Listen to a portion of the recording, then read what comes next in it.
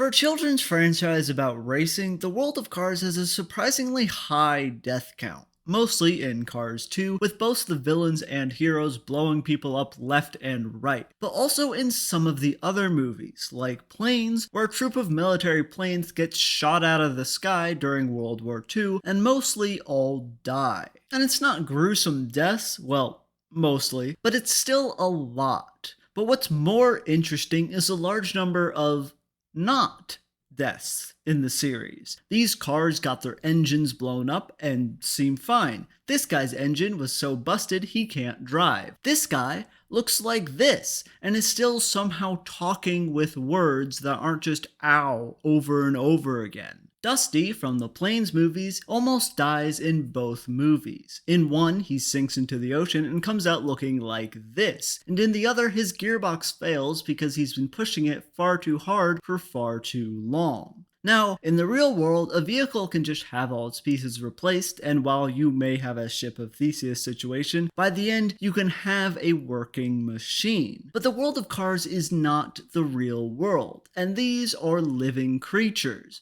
So the question becomes, what kills a car? One thing to note is that cars have lungs. While we don't see anyone die from lack of air, Mater gets gassed and Finn McMissile has to wear a mask to go underwater. So there might be a good chance that cars need oxygen, or some equivalent, to live. However, Dusty didn't die in Planes 1. Remember, he sank below the waves, and who knows how long he was under the water.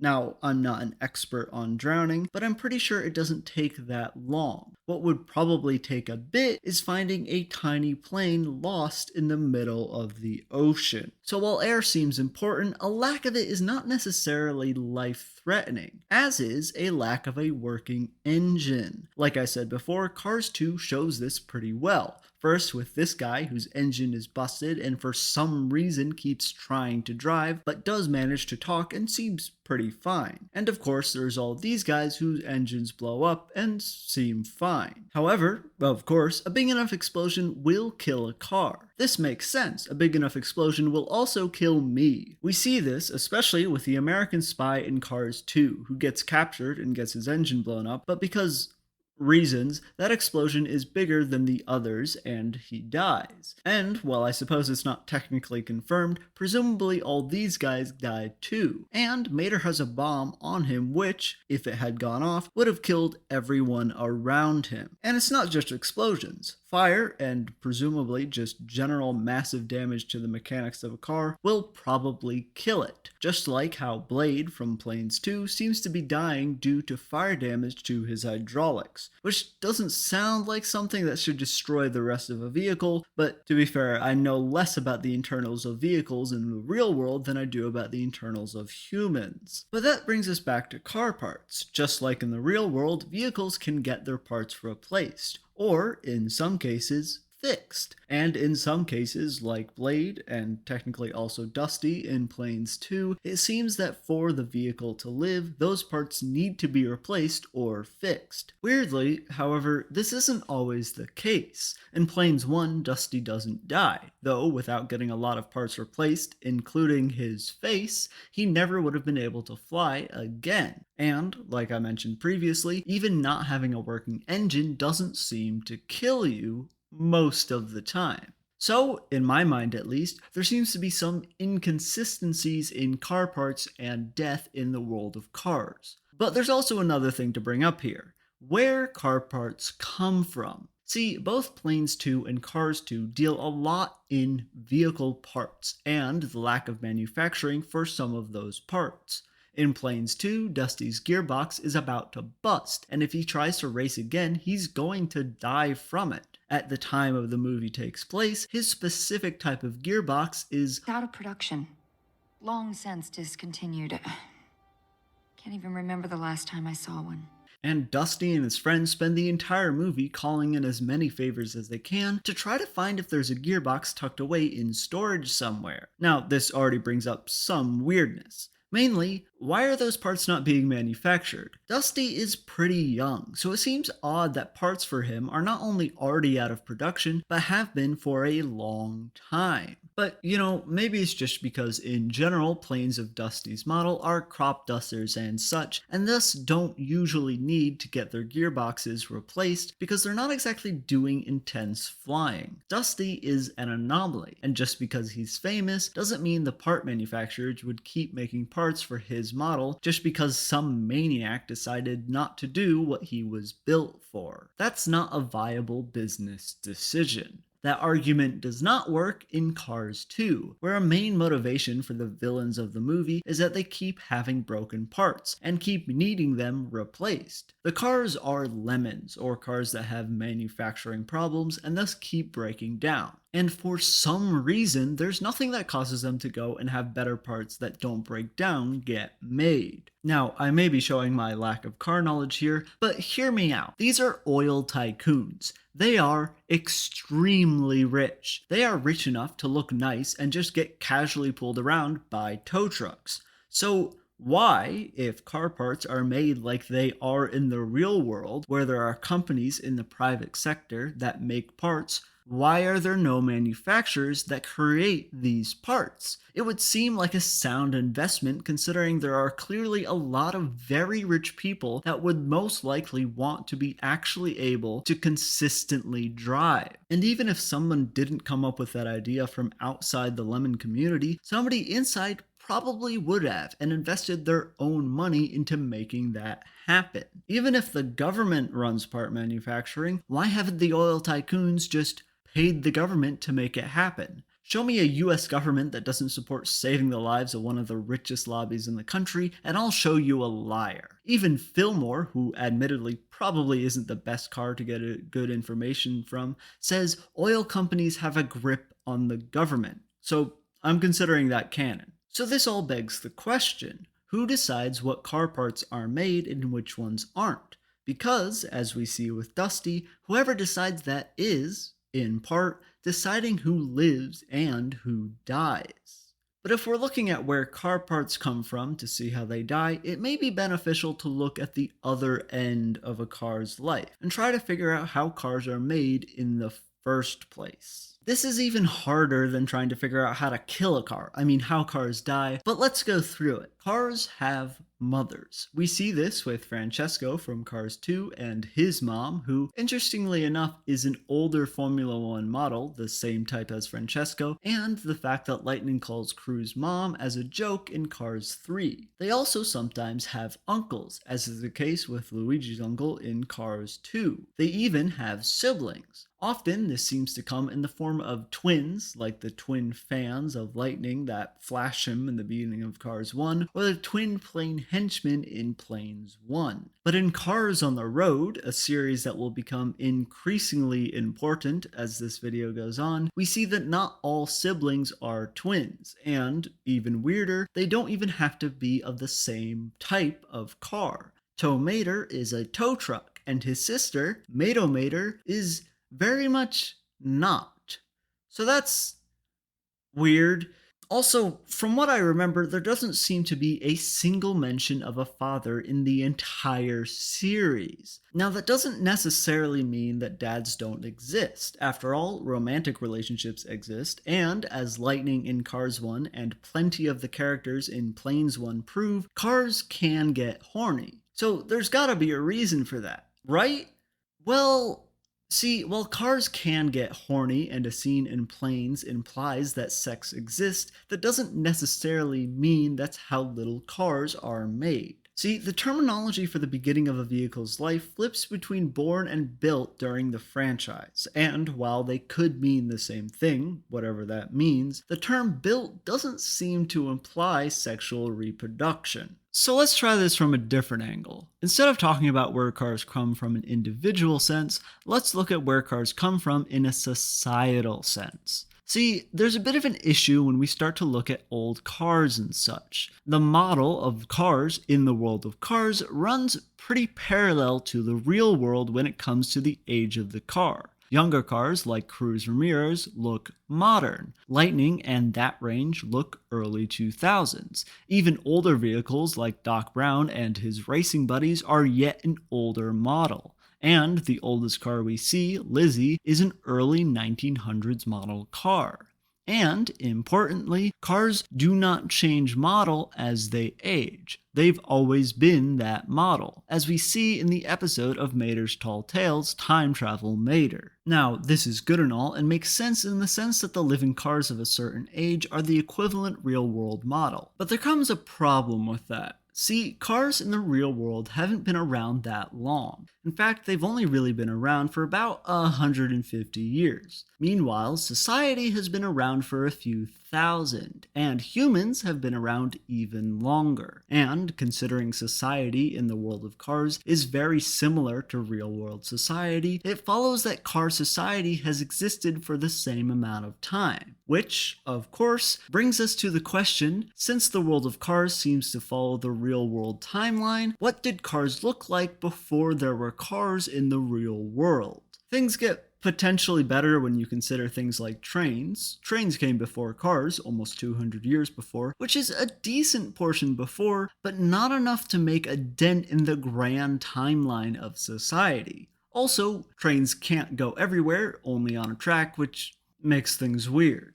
Now, potentially we have an answer to this in the Statue of Liberty, which was built in the real world in the 1880s. However, in the world of cars, it's a forklift, which were invented in the 1910s in the real world, 3 decades after the Statue of Liberty would have been built. So, that implies that while cars probably didn't exist in the world of cars before they were invented in the real world, it seems forklifts did. And considering that's a modern looking forklift and we never see any example of an old-fashioned forklift, it's likely that they always looked like that, which does remove the issue we were having with the cars. Even better, forklifts are one of the few species that seem to have some sort of hand equivalent, which is kind of necessary for building everything we see. Now, unfortunately, because they are modern looking forklifts, and especially since we never see them walk, they most likely need to have some sort of engine to be able to drive everywhere. And in the real world, engines were only invented in the 1800s. So the question becomes, what did vehicles look like when they probably didn't have engines? Now, luckily, we actually have some sort of answer to this in the form of Cars 2. Specifically, the credits of Cars 2, where Lightning and Mater go visit a bunch of sites around the world, including the Terracotta Army, or should I say Terracarta Army, which were built around 210 BC, which, in case you didn't know, is about 2,000 years before the engine was invented. And, as an added bonus, we also have something-ish from around 2500 BC, the Sphinx. And what did the Terracarta Army look like? Pickup trucks. They look like pickup trucks. Sure, they might look wooden, I guess, but they mostly just look like pickup trucks that are maybe a few decades old. They even have hoods where an engine would presumably be underneath. So maybe things will get better if we go back even further to the dinosaurs. In an episode of Cars on the Road, Mater and Lightning go to a dino park, and there we see a video that shows a dinosaur not seeming to drive, but just kind of use their wheels as legs. And indeed, when we look at what are either recreations of dinosaur skeletons or the actual fossilized version of them, we see there isn't exactly room for an engine anyway, which most likely means that ancient vehicles used to not have engines and just drag themselves around, which is a nice thing to confirm.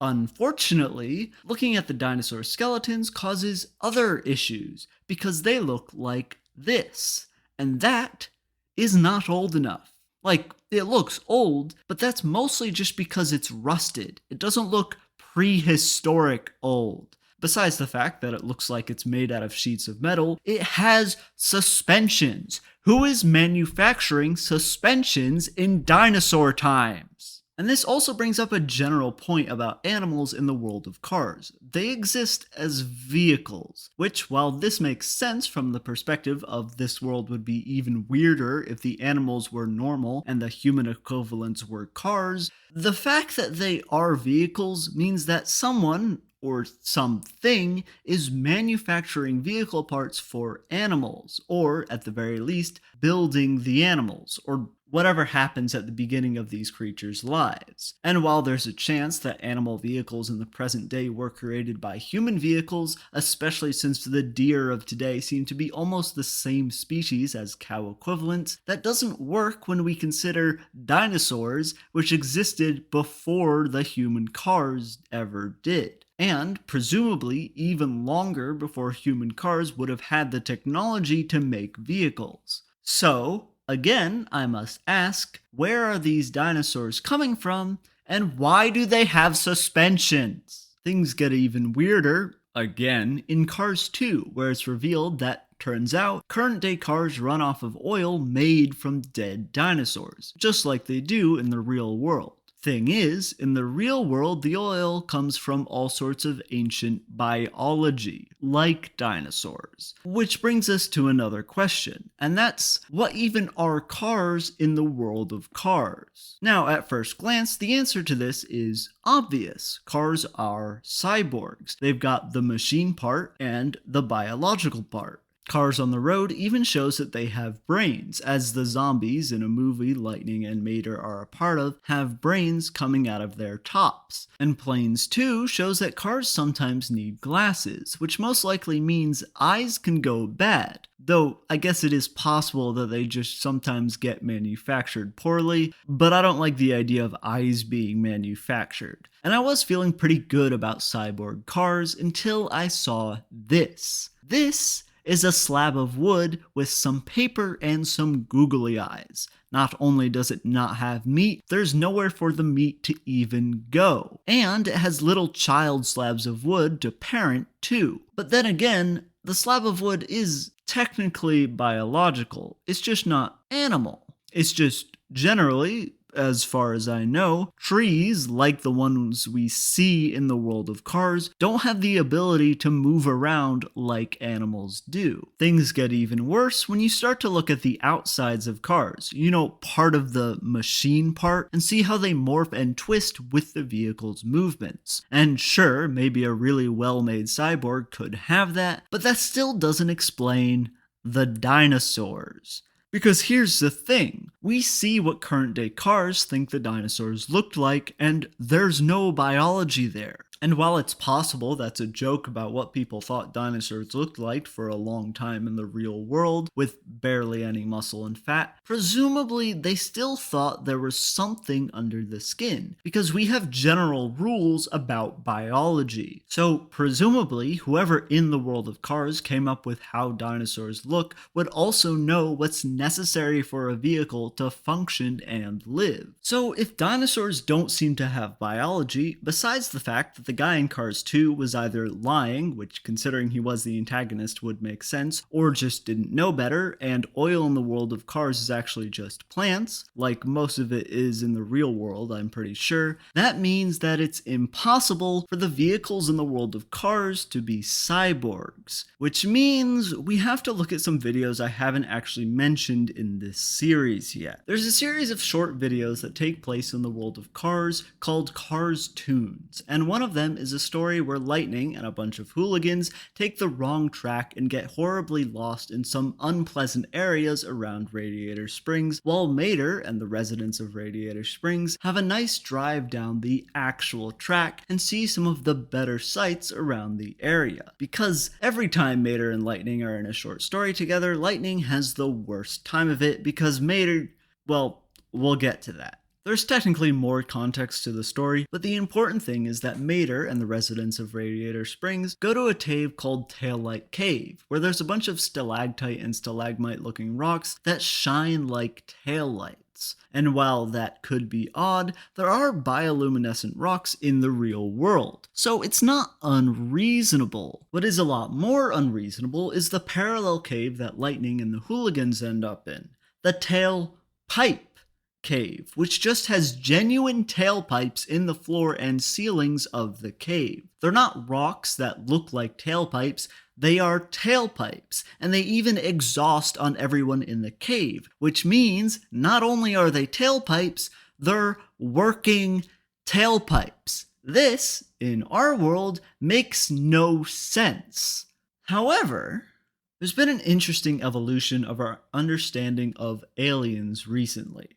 In the past, aliens have mostly been considered as humanoid. Little gray men, humans but with pointy ears. This makes sense and matched with our understanding of intelligent life. Even when aliens started to look more different, it was often just taking parts from Earth animals and mushing them together, and even then, they were usually pretty humanoid.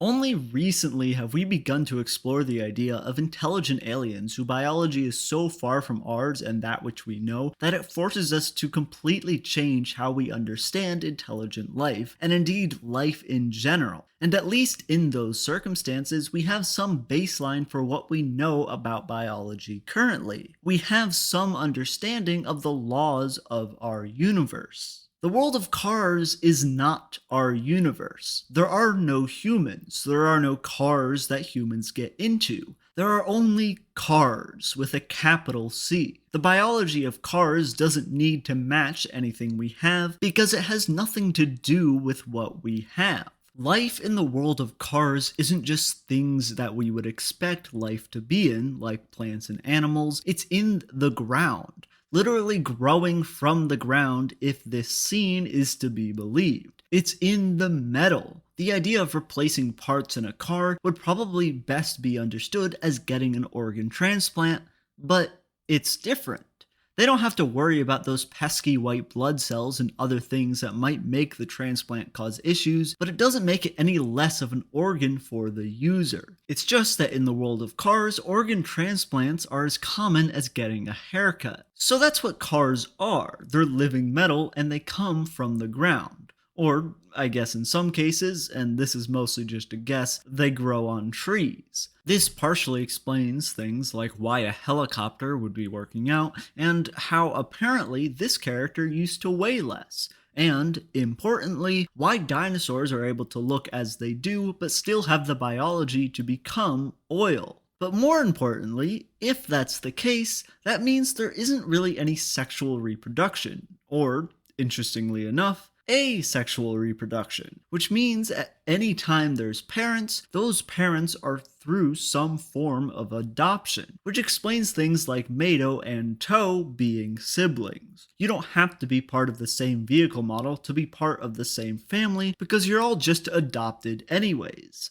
And potentially, vehicles are more likely to adopt an updated version of their model, like is the case with Francesco and his mother, but it's not necessary. So, why are vehicles attracted to each other? Well, it's probably to do with getting a couple together so they can raise a child as a couple, but there's another potential reason. But to get to that reason, we're gonna have to look a little bit deeper at Cars on the Road. As we've already discussed, Cars on the Road has a lot of bits of lore, like the dinosaurs and the brains and Mater and Mato not being the same model of vehicle, and also being very rich, but technically that doesn't factor into anything. But it also provides some information about death, including that ghosts exist. Somehow, that doesn't factor into much of my theories, but what does is the physical incarnation of death, who is a real being in this universe. Mater meets her when, fittingly, he almost dies because he was trying to be a speed racer, and it starts to look like the speed is about to tear him apart. However, Mater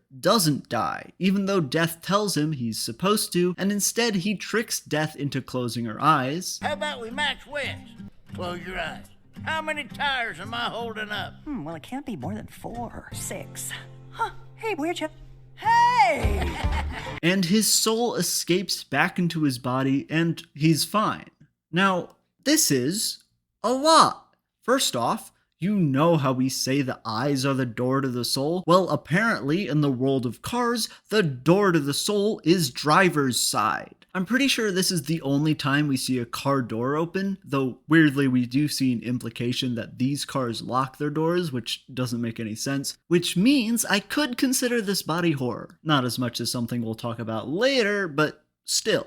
Secondly, there's a decent argument to be made that this isn't real. Mater is having a near-death experience, so he's just imagining meeting death. And that's fair, but I think it's real for this simple reason. Death is not called Death in this instance. Instead, she's called the Speed Demon, and we're introduced to the phrase Speed Demon when the other speed racers tell Mater, "Watch out for the Speed Demon!" Now, admittedly, I'm not good at context clues, but to me, that doesn't immediately sound like someone talking about death. Instead, it sounds like some maniac speeding around the desert that's gonna crash into you and kill you both. And Mater, who is famously an idiot, probably wouldn't have thought Speed Demon meant death either. So, when Death says that the locals call her the Speed Demon, that is probably a new idea that Mater did not have, which adds legitimacy to the idea that death is indeed real.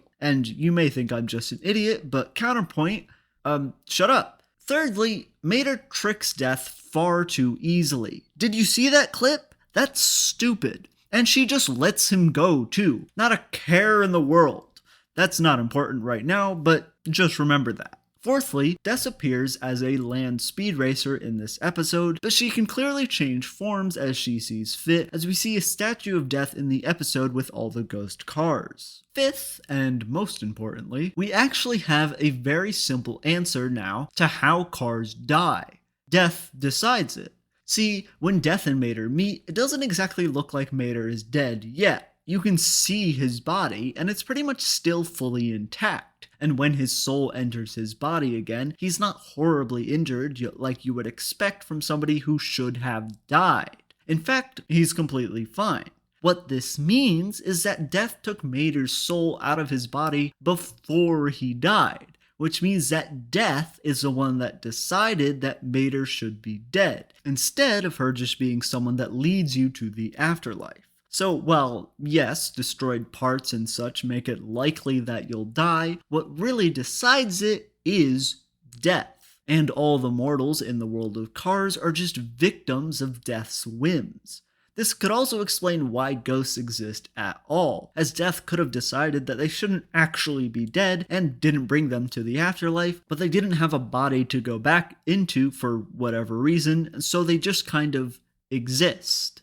So the existence of Death does provide a nice, easy answer to our initial question, but her existence also opens up a massive can of worms that is the existence of godlike beings in the world of Cars. And frankly, this actually makes our life way easier, almost to the point where it feels like cheating. But hey, I wasn't the one who introduced the physical incarnation of Death to the world of Cars. While there are probably many more, I consider there to be 4 godlike beings that we see or hear of in the Cars movies and shorts. We've already mentioned Death, and as Death takes care of the end of someone's life, it makes sense to think about the beginning of someone's life, or, more specifically, who makes, or should I say, manufactures the vehicle's parts, as that's something else we never figured out. Enter the manufacturer. Now, admittedly, this one's a bit of a stretch, but when Mac finally finds Lightning in Cars 1, he says, "Thank the manufacturer," which, in a meta sense, is clearly a play on thank God, which means there is at least the concept of a god called the manufacturer. Now, because the Pope also exists in this universe, that means that it's possible the manufacturer is in fact just the name of the Christian god in this universe, and I may be a Christian, but having a discussion about whether or not the Christian god exists in the world of Cars is just a bit much, so instead I'm just going to assume the manufacturer is just a god, and is real and is the one making the vehicle's parts, which is why the creation, or lack thereof, of the parts seems to be so arbitrary and not controlled by anyone on the planet, because it's a god. He's just kinda doing whatever. But not all the godlike beings care for the mortals. Indeed, some are just monstrosities, lurking in the shadows, abominations even the gods fear, eldritch horrors who will sell you new eyes, but at an unknown price. Beings like this. That is a supernatural being of some sort, masquerading as a shopkeeper who sells headlights, except her headlights are her eyes, which means, though I suppose it doesn't technically look it, she's probably selling eyes. And because her eyes aren't in her windshield, we can see, for the first time, inside the car. And we can see the steering wheel and the seats. What does that mean in this universe? How is that possible? What are you? This is what I meant when I mentioned worse body horror. And then we get to the fourth god, and what I think is another potential reason for why cars are attracted to each other. Because it's not necessary for their continued existence, and it feels like a weird thing for the manufacturer to include. Instead, it sounds like the kind of thing a trickster god would put upon a species. And who would that trickster god be? Well, what a better candidate than somebody who we know tricked Death herself. Sir, he was hinted in Cars 2, Tow Mater. Hear me out. I've implied that Mater is a trickster god before in my video on Mater's Tall Tales, but I feel I didn't do a very good job in it there, and I do have some other evidence, so we'll see if this convinces you. One of the common aspects of a trickster god is the ability to convince anyone to do anything, and that usually takes a certain amount of charisma. And Mater is unnaturally charismatic. He just befriends kind of whoever, like a gang of Sasquatch hunters, in a very little amount of time. And even those he doesn't befriend, like Death, he still manages to trick or otherwise convince to do his bidding. Death is tricked far too easily, yes, like somebody who's being supernaturally swayed, but she also just lets Mater go after he tricks her, too. She could have stopped him. She's Death. But the short conversation they have convinces her that actually Mater can stay alive. Sure, that probably won't cause issues, but charisma does not make a man a god. Luckily, Mater also proves he has a much weirder power. That of the meta. In the end credits of Cars 1, Mater lip syncs to a non-diegetic song while looking directly at the camera. And while it's not necessarily the best evidence, the idea that he knows he's in a fictional universe does potentially explain Mater's Tall Tales a little bit. Because in Mater's Tall Tales, Mater is clearly telling stories that weren't true before he started telling them, but using his storytelling, he can make the lines of reality extremely blurry, causing him to suddenly be friends with the space shuttle, and know how to fly, and be a famous wrestler, and know how to fly, and a bunch of other silly things that sometimes Lightning ends up thinking is real and that he was a part of too, even though seconds before he was telling Mater there's no way it happened. And indeed, Lightning does seem to be the main victim of Mater's tricks, something that I've brought up throughout this entire series. And while it may be very in character for Trickster God to mess with one person for an extended period of time, it is odd that Mater doesn't do more. Now, I realize this is starting to sound like wild, unsubstantiated speculation, but in my defense, I've been obsessing over this franchise for the past 2.5 years, and I am losing my mind. And don't worry, it's gonna get worse. See, you may be thinking, Mater is clearly mortal. Indeed, the reason he meets Death is because he's about to die, and he doesn't even know who Death is. He also is terrified of that thing, though frankly I think every being in the world of Cars is terrified of whatever that is. The point is, that makes him being a god a bit questionable. Now, there's two options here. Technically 3, but we're too far gone to consider Mater as just a normal car. First, Mater could just be a demigod and not a full god, and thus while he has incredible powers, Death still comes for him. Or, in a similar fashion, Death comes for all, and being a god doesn't change that. Or, sometimes in mythology, gods are punished by being turned into mortals, though they retain some of their power. So, consider that potentially Mater caused Cars to be horny because he thought it would be funny, even though there's actually no reason for it, and thus was punished by the manufacturer and turned into a mortal for a very long time. And because he's immortal, he doesn't remember everything about being a god, including who all the gods are. But he remembers enough. So when he meets Lightning, a car who is just So horny, he sees the fruits of his trickery and decides, why stop there? Why not mess with lightning even more? But that's just me spitballing, really. Anyways, I think that covers everything. Cars are organic metal that grow out of the ground, and they and their parts are made by the manufacturer. Death decides who dies, and Mater made everybody horny. The end, I guess.